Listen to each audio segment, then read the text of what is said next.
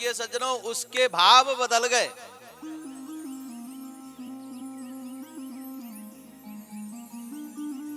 और मैं निवेदन कर रहा था आप लोगों से, कभी भी किया हुआ सत्कर्म या दुष्कर्म व्यर्थ नहीं जाता। अजामिल ने अच्छे कर्म किए थे, त्रिकाल संध्या करता था, मातृपितृ भक्त था, तो आज उसके सत्कर्मों का उदय हुआ सज्जनों, जिसके कारण संतों का आगमन घर में हुआ। और जैसे ही गणिकार ने भी संतों के दर्शन किए तो उस दुष्टा के भी मन में परिवर्तन हो गया। हे प्रभु, आपकी कितनी बड़ी कृपा रही, आज संतों का आगमन हमारे घर पर कर दिया आपने, हम धन्य हो गए। साधुनाम दर्शनम पुण्यम तीर्थभूताय साधवः तीर्थ फलति कालेन सद्य साधु समागमः। संत दर्शन की ये महिमा है सज्जनों। गणिका का हृदय परिवर्तन हो गया। आज संतों ने कहा, देवी हम तो भ्रमण करते हुए जा रहे हैं, तीर्थाटन कर रहे हैं, हमने किसी से पूछा तो तुम्हारा घर बताया। अब देखो, अब संध्या का समय हो गया, आगे जंगल का रास्ता है, हम आगे जाने में सक्षम नहीं है। अब रात्रि को तुम्हारे यहाँ विश्राम करेंगे, फिर उसके उपरांत सुबह जो है हम यहाँ से प्रस्थान करते हैं।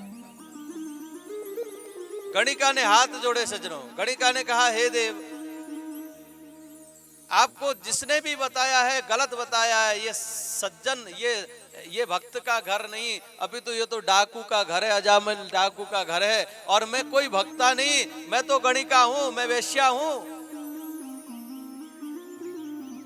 संतों के नेत्र सजल हो गए सज्जनों।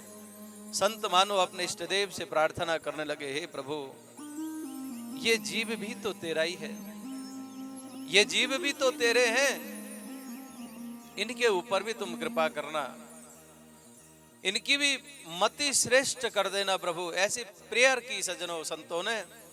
और संतों ने कहा, देखो देवी, अब तुम जो भी हो, आज तो अब हम यहीं पर रहेंगे, देखो सूखा सामान दे देना, हम अमनिया बना करके भगवान को भोग लगाएंगे।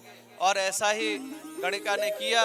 आंगन में संत ने अपना डेरा डाल लिया है।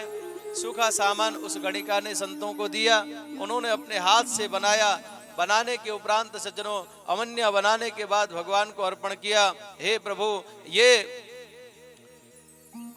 जिन जीवों ने ये भोज्य पदार्थ आपके समीप में ला करके दिए हैं, वो है तो श्रेष्ठ कार्य तो नहीं करते, परंतु जैसे हैं अच्छे हैं, बुरे हैं, जैसे हैं आपके हैं, आप इन सब का भी कल्याण करना।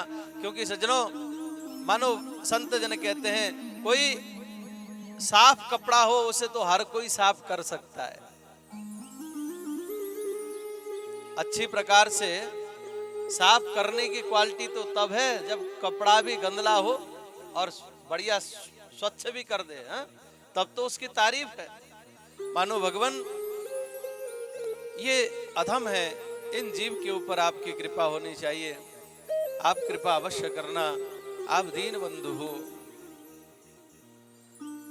प्रसाद पाया है सज्जनों संतों ने। और जब प्रातः काल हुआ, उधर रात्रि में अजामिल आया चोरी डकैती करके। गणिका ने संपूर्ण बात बतलाई। गणिका ने कहा, देखो, नहा धो करके संतों को प्रणाम करने जाना, संतों को प्रणाम करने जाओ। जैसे गणिका ने कहा, मान गया, ऐसा ही किया। अब जैसे प्रणाम करने गया अजामिल, तो अजामिल को देख करके संतों ने कहा, बोले बेटा, अब हमको प्रस्थान करना है, हमें दक्षिणा नहीं दोगे? अब तुम्हारे यहाँ रुके, हम तुम्हारा भोजन किया, अब दक्षिणा भी दो। मन ही मन कहता है अजामिल की, भूत से पूत मांगते हो बाबा। हाँ, तुम्हारे ये लोटा सोटा लंगोटा नहीं छुड़ाया, ये क्या कम दक्षिणा है? हाँ, रहने को दिया, ये क्या कहा नहीं? हालांकि हाँ, तो समझ गए संत जन। संतों ने कहा, बेटा, हमें तुझसे कोई भौतिक संसाधन वस्तु पदार्थ दक्षिणा में नहीं चाहिए। बोले, फिर क्या मांगते हो, क्या दक्षिणा चाहते हो? संत देखिए क्या युक्ति निकालते हैं सज्जनों। संत समझते हैं इसको कहेंगे भगवान का नाम जप कर, तो ये करने वाला नहीं है। अब हमने इसका अन्न खाया है, तो इसको नरक में तो नहीं जाने देंगे, इसका तो एन केन प्रकारेण कल्याण करना ही होगा। संतों ने कहा देख तेरे 9 संतान है, 10वीं संतान होने वाली है, जब वो 10वीं संतान हो जाएगी पुत्र ही होगा और उस पुत्र का नाम तू नारायण रख देना, बस हमारे लिए यही दक्षिणा है। अजामिल ने कहा ठीक है महाराज ऐसा ही होगा। कितनी युक्ति बताई देखिए, ध्यान देना सज्जनों, संतों का संग और अन्न का कण, संतों का क्षण और अन्न का कण कभी व्यर्थ मत जाने देना, ये बहुत कीमती है, बहुत दुर्लभ है। इतना कह करके चले गए सज्जनों संत जन तो। अब समय आने पर बालक हुआ अजामिल के घर में और संतों को वचन दिया था तो उसने नाम रखा नारायण। जैसे नारायण नाम रखा, अब तो जो सबसे छोटा बालक होता है ना, वो माता पिता का लाडला होता है कि नहीं? होता है कि नहीं? देखो जी, एक कहावत है वैसे, सबसे बड़ा पिता का लाडला होता है। सबसे बड़ा बच्चा जो है ना, पिता का लाडला होता है, और सबसे छोटा माता का लाडला होता है। और जितने भी बीच वाले सब बाबा जी होते हैं हमारी तरह। मैं भी बीच का ही हूं। जो मजले होते हैं ना, मजले जानते हैं? हाँ, खैर ऐसा नहीं है तो कहने की बात है, पर देखा जाए तो बाबा जी हाँ मजले ही मिलते हैं ज्यादातर। हाँ, पर हालांकि माता पिता के लिए तो सब बराबर है। ये कहीं कुछ हद तक सही भी होगी है ना, और कुछ हद तक वैसा भी है। पर माता पिता के तो जितने भी हो भैया, 5 हो 10 हो, हाँ 2 हो 1 हो, हाँ सब समान बराबर ही रहते हैं, सब प्रिय रहते हैं। और वैसे सबसे छोटे को ज्यादा प्यार करना भी चाहिए। क्यों करना चाहिए भाई? सबसे छोटा नादान बालक है ना, तो वो पूर्ण रूपेण माता पिता पर समर्पण है कि नहीं? अच्छा देखो, जब बच्चे छोटे होते हैं, हमारी माता बहनें घर में टिफिन बनाती हैं, उसको ड्रेस पहनाती हैं, जूता पहनाती हैं, टाई लगाती हैं उसके, और बढ़िया से बाल कंगी वंगी कर करके फिर स्कूल भेजती हैं छोटे बच्चे को। अच्छा, वही बच्चा जब 16 साल का हो जाए, जब कॉलेज जाने लगे, तो माँ इतना परिश्रम करती है क्या? नहीं करती। नहीं उठा, सो ही रहा होगा, क्यों अब तक कॉलेज कौन जाएगा, मैं जाऊंगी, उठ क्यों नहीं जाता जल्दी, बोलती हो कि नहीं? क्यों? क्योंकि भाई छोटा बच्चा जो होता है वो माता पिता पर ही आश्रित होता है पूरी तरीके से, वो कुछ करने में सक्षम नहीं होता है। और जब बच्चा बड़ा होता है तो फिर सक्षम हो जाता है, वो उसको तो अपना कार्य खुद करना चाहिए फिर।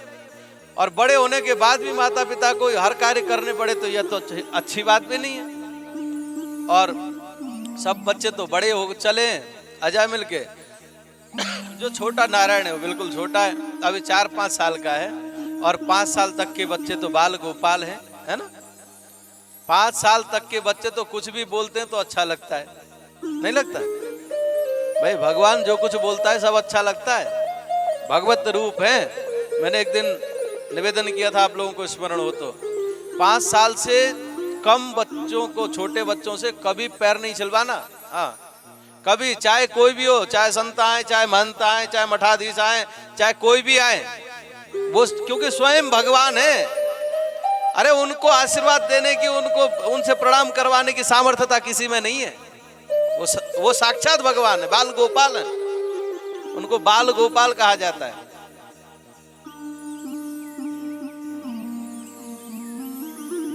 और देखिए हमारे नीतिकार कहते हैं, बोले लालित पंचवर्षाणी, 5 वर्ष तक बालक का खूब लाड़ प्यार दुलार से पालन करिए, उसको मत मारिए मत पीटिए। 5 वर्ष तक लालित पंचवर्षाणी, 5 वर्ष तक प्रेम के साथ में उसको पालन करें। और 10 वर्षाणी ताड़येत, 5 से लेकर के 10 वर्ष तक थोड़ी बहुत आंख भी दिखाओ। बच्चे अगर कुछ गलत करें तो आंख दिखाओ कि वो समझ जाएं कि मैं गलत कर रहा हूं। कोई उठपटांग हरकत बालक करे 5 से लेकर के 10 वर्ष के बीच में, तो आप उसको फौरन आंख दिखाओ। उसको ज्ञान होना चाहिए कि मैं जो कर रहा हूं ये ठीक नहीं कर रहा हूं। गलत आदतों पे आप हंसो मत, नहीं तो बच्चा बिगड़ जाएगा। 5 से लेकर के 10 वर्ष तक के बालक के लिए मारने की बात नहीं, ताड़ना, यानी ऐसा उसको ज्ञान दो। देखो, ज्यादा पिटाई करने से बच्चा बेशरम बन जाता है।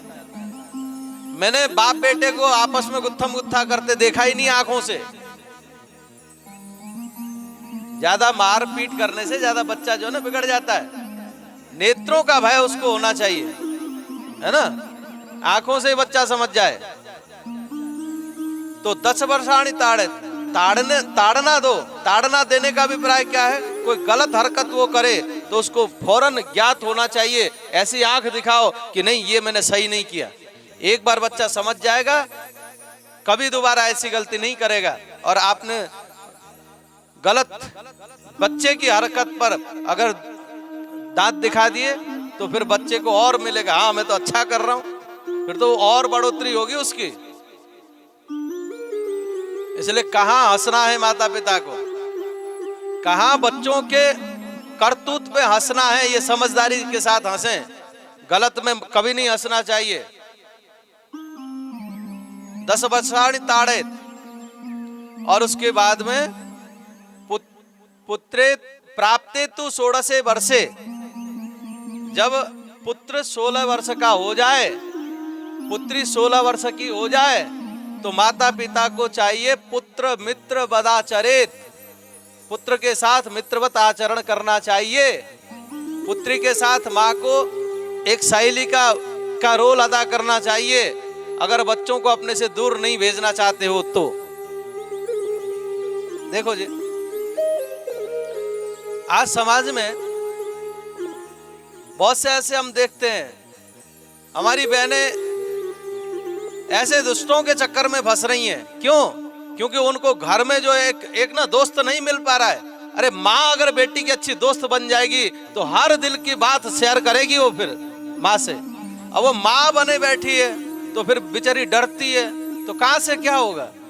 इसलिए माताओं को चाहिए, बच्ची जवान हो गई, बेटी सियानी हो गई, उसको दोस्ताना व्यवहार करिए। उसमें कोई भी मन में भावना कुछ हो तो आपसे निसंकोच शेयर कर सके।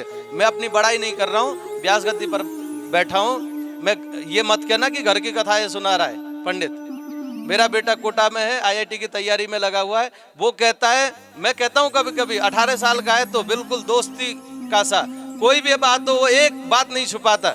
और मैं भी निसंकोच उससे कहता हूँ, बोले बेटा ऐसा नहीं करना, ऐसा, बोले पापा क्यों टेंशन करते हो, डोंट वरी। तो एक आनंद आता है, बच्चा कुछ छुपाएगा नहीं आपसे। उस प्रकार का व्यवहार हमको करना पड़ेगा सज्जनों। यदि हमें कहां बाप बनना है,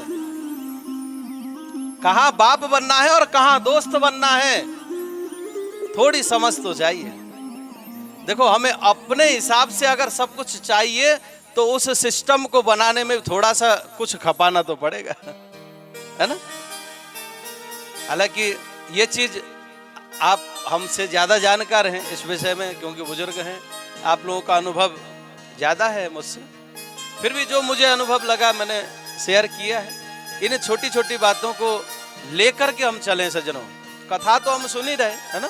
कथा के साथ साथ व्यवहारिक इस ज्ञान को भी हम लेकर के चलेंगे तो देखिए, यह लोक जब अच्छा होगा तभी परलोक अच्छा होगा। मैंने निवेदन किया था, अगर मरने के बाद किसको मुक्ति मिलेगी और कौन भटकेगा, मैंने आपसे निवेदन किया था, मैं बता सकता हूं किस आधार पर। इसलिए अगर इस संसार में जो धीर गंभीर है, कोई टेंशन कोई परेशानी नहीं है, खूब अपने मस्ती में मस्त है, वो बंदा मरने के बाद मुक्त है।